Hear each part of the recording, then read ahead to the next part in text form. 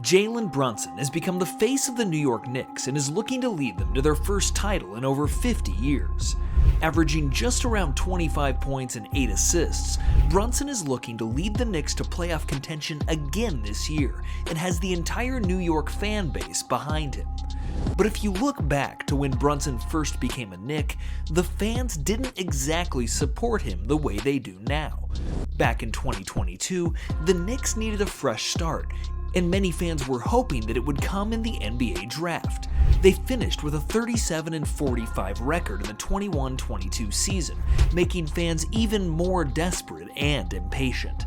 But when the draft came along, they ended up trading their lottery pick, causing even more unrest within the fan base. We even got to see another all-time rant from Stephen A. Smith. The New York Knicks are a disaster. I'm not happy at all. I'm not going to say another word about them for this show, but this. I'm not going to call for a boycott. I'm not going to go that far. But I will tell you this. I'm not going to call for a protest. I'm telling you right here, right now, I'm not going to the Garden next year. I won't go one game there. But then, a couple of weeks later, they signed Brunson. They signed Brunson to a 4-year, $104 million deal. The Knicks fan base thought that Brunson wasn't worth that big of a contract. They poked fun and made claims that it was an overpay or not worth it. But one person in particular did not think that it was, and that was his former teammate, Luka Doncic. Luka knew that Brunson was special. He said on JJ Redick's podcast that he knew Brunson was special back in the Mavericks' playoff deep 2022 run. He said that in that playoff run, the Mavericks desperately needed a win, and with Luka being hurt in their first-round matchup against the Jazz, Brunson stepped up. He had 41 points in a crucial game against Utah and made Luka think, wow, he is special. Did you have any idea Jalen Brunson would be this good? Yeah. You did? Yeah. Why? I would say one game that really was impressive on that playoff run. We lose the first game against Utah. I don't play the first 3 games. I think it was the first 2, but... First 2, yeah. We can fact check that. Maybe 3. I don't think I played the first one. Oh, right, because you got the win. Yeah, you stole the win and you got to sit out again. So that second game, I mean, if we lost that second game, it would be tough to come back. We 0-2, and then we have 2 in Utah. So that second game, I think he had like 45, something like that. Like it was a tough game, and we needed a win no matter what. And that game was really impressive. I was just on the bench watching, like, wow, this guy's amazing. But just starting the first we got together, like the way he worked out every day, coming back in the afternoon, it was just amazing to play with that guy. But let's take an even deeper look at Brunson's stint with the Mavericks and try to understand what Luka saw in Brunson that lots of Knicks fans didn't initially see. Brunson was a stud in college, winning 2 national championships at Villanova, but he was not seen as a lottery talent going into the NBA draft, as he fell to the second round of the 2018 draft, falling to the 33rd pick. He quickly emerged into a solid role player with the Mavs, giving them production as if he was a lottery pick after all in just his rookie year. He was even able to get his first NBA start only 5 games into his career, and he gave Mavs fans something to be excited about alongside Luka, who was drafted with the 3rd overall pick by the Mavs in the same year as Brunson. Over the course of his rookie year, Brunson went from just another role player to someone who the Mavericks could rely upon when needed. He put up 34 points in a game against the San Antonio Spurs in the latter half of his rookie season, and he was only getting better. Over the course of the next couple of years with the Mavs, Brunson's numbers continued to rise. In the 2021-22 season, he was averaging 16 points per game, and he had made his way into a consistent starter with the team. But by then, there were some other teams that had their eyes on him, as he was set to become a free agent. And then in the playoffs comes the moment when Luka realized that he was a special player, and that he had potential to lead a team of his own. In the first round of the 2022 playoffs, the Mavericks were down a game going into Game 2 against the Jazz, and with Luka out, they needed a new player to step up, and Brunson was the guy to take that role. He shot the lights out, scoring 41 points to give the Mavericks a fair chance when they were able to get their superstar Luka back. The Mavericks would go on to win the first round against the Jazz 4-2, and then they were able to take down the number 1 seed Phoenix Suns after a masterful Luka performance in Game 7. But after falling to the Warriors in the Western Conference Finals, some teams had noticed Jalen Brunson's expertise, and when it became clear that Brunson could possibly sign with another team, one team in particular took a liking to him. After all, averaging 21 points in a playoff run with a team that made the Western Conference Finals is not to be taken lightly. And that is where the New York Knicks come in. The Knicks became very early suitors for Brunson, and it was looking like it was meant to be. His father, Rick Brunson, was a former Knick himself, and Rick also took a job on Tom Thibodeau's staff in New York in 2022 as well. And to make it even more crazy, Leon Rose, the current president of basketball operations for the Knicks, was Brunson's agent before he took the position in New York. But last, and certainly not least, Brunson grew up cheering for the Knicks, so a move to an integral role for the team certainly would have been a dream for his younger self.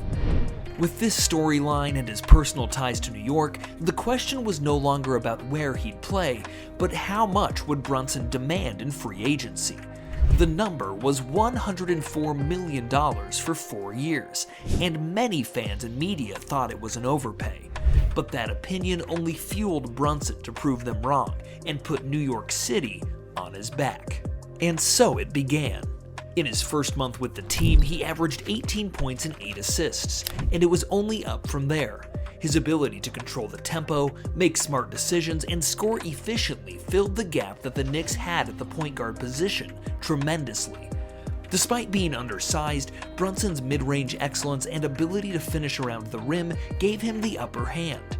By the end of the 22-23 season, he had fully blossomed into his role, scoring as much as 48 points in a game late in the season, and the Knicks rewarded him for it.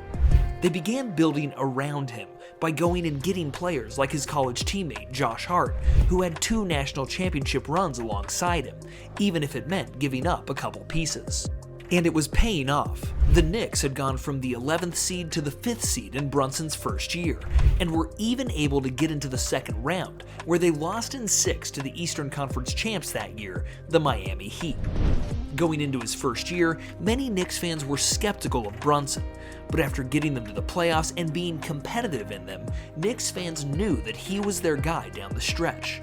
The question of whether or not Jalen Brunson could become a leader of a competitive team was more than answered, and the question that had replaced it became who the Knicks needed to go out and get to build around Brunson.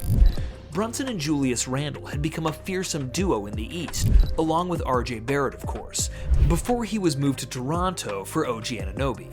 But the Knicks still had to build around Brunson, and they made some moves, which included getting another one of his college teammates, Dante DiVincenzo, to give them even more of a scoring boost. And after trading RJ Barrett mid-season, it was clear that the team was Brunson's to lead. He proceeded to give back to the Knicks by scoring about 29 points per game in the 23-24 season, bolstering them up to the 2 seed, but unfortunately they would make it no further than the second round once again.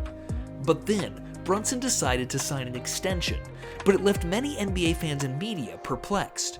Essentially, Brunson left over $100 million on the table by signing an extension in 2024 in comparison to 2025. But it showed his commitment to the team, giving them some wiggle room in terms of cap space for any future moves they might pull off. Many NBA fans were confused, but Knicks fans loved it. They not only had their guy, but their guy was willing to sacrifice himself for the good of the team. With all of this having happened, Brunson has not only validated both himself and the Knicks' decision, but he's elevated New York basketball's standing in the league. The Knicks are now viewed as a dangerous team, and Brunson is now viewed as one of the best point guards in the league. But New York is not an easy place to play. We all know that. From Carmelo Anthony to Patrick Ewing, the fans have always expected greatness, but there has been a lot of disappointment. In the decade before Brunson's arrival, they had been through coach after coach, and other than the 2021 season, had not made the playoffs since 2013. I mean, their last NBA title was way back in 1973. So this fan base has the right to be impatient, and they have the right to be expecting the best. But all that has changed, as they're now one of the best teams in the Eastern Conference. I mean, just look at how they reacted when winning just a first-round playoff matchup. The city loves it. Jalen Brunson and the Knicks' play have not only bolstered basketball, but they've caused a resurgence in the culture around it, as Knicks fans can finally call themselves proud Knicks fans once again. So what's next for the Knicks? Well, they went out and got Karl-Anthony Towns in the offseason at the price of Julius Randle and DiVincenzo. And with the trajectory the Knicks have been on since getting Brunson, who knows what they can do next? Brunson's production has been a little bit lower than last year, but that's only because they've bolstered such a strong roster around him by adding Cat and Mikal Bridges this offseason. The sky is the limit for this Knicks team, and the breakout stardom of Jalen Brunson has made New York an attractive place to play with championship upside that they haven't had in over a decade. You can say whatever you want about Brunson, but you can't deny the fact that he's proved all the doubters wrong. He's blossomed into the face of New York basketball and has helped to set up the Knicks for the future. Luka was right. Brunson is special, even if many people didn't believe so at first. Brunson's brought a depressed and frustrated fan base into legit championship contention, and he looks like he's here to stay, and here to grow in whatever direction the Knicks think it best. He's playing for the team he loved as a kid, and he's now one of the faces of a New York team that kids are looking up at and loving, just like he used to. But what do you think of Jalen Brunson? Do you think that he can lead the New York Knicks to a championship? Let us know in the comments below. And if you liked this video, don't forget to like and subscribe to the channel for more content just like this. Thanks again for watching, and we'll see you in the next one.